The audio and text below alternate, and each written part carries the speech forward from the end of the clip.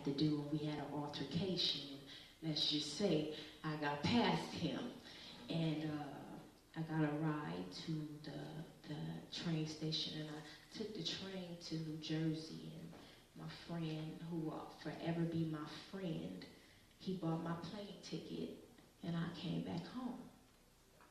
Alive. Yeah, alive. But I always wondered, when I got back, well, first of all, before I even say that, when I got back, I lost everything. I mean, everything, my truck, my place, my clothes. I literally walked away with the clothes on my back, and they was from Target. And they was pajamas, and this is all that I had. And that was okay because God saved my life.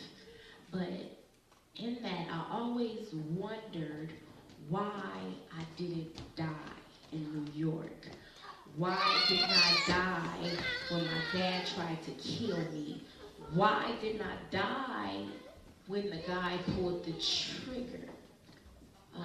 I even tried to commit suicide after my son died, and I still didn't die. And I always wondered, why is it that you kept me here? What is it about me that I'm still here? Other girls that I know have either overdosed on drugs or got killed by guys, you know, going on dates with guys and they killed them. And some girls committed suicide. But why am I still here?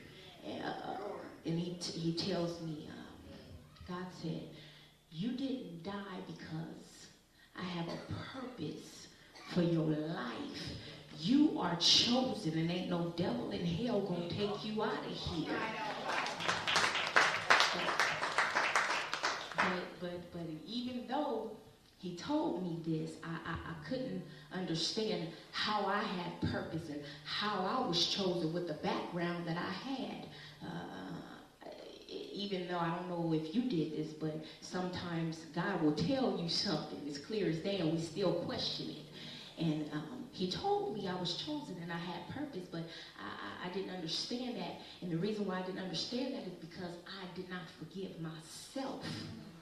I didn't forgive myself. So the reason why is because, see, God will show you what you were delivered from. And I couldn't handle it. I couldn't handle it. And the funny thing is, when I was in my wickedness, I boasted. But in my deliverance, I couldn't bear it. Yeah, you know, he delivered me, and he took me out of a place of sin. And now looking back at it, I'm like, I did that? I did that? Are you know, I couldn't handle it because it disgusted me. I saw the movies that I did, and I watched myself, and it literally turned my stomach. It turned my stomach, and I couldn't forgive myself. I condemned myself. See, we become our own worst enemies. And I condemned myself, and I hated myself to a degree. And I didn't understand how I would get past that. But after a lot of crying and a lot of praying and talking to my brothers and sisters who are here today, did I get on y'all nerves? Because I called y'all every day crying. And you know what? I just want to thank, if I never thanked you before, I want to thank you, Paulette, for your compassion and for your sympathy for me. And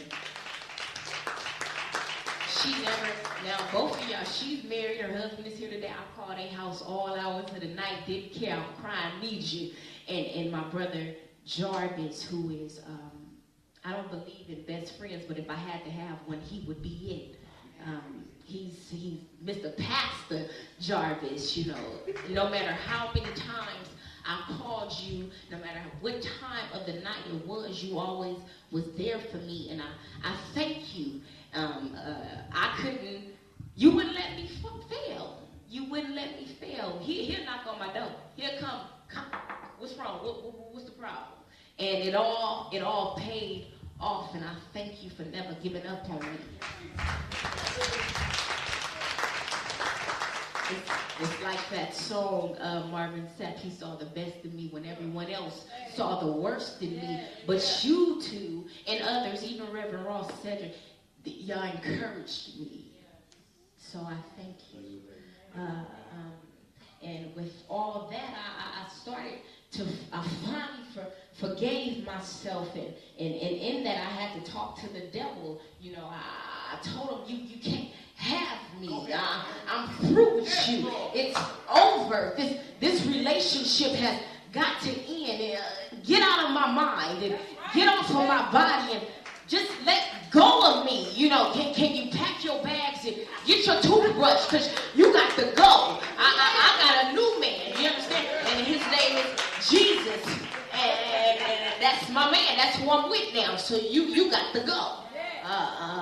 Now, I was all ready and I was all sold out for the Lord. And see, people, they'll hurt you so bad. And I was in my deliverance and I was so ready to serve God, and I was so on fire, and I was so thankful that I'm standing here.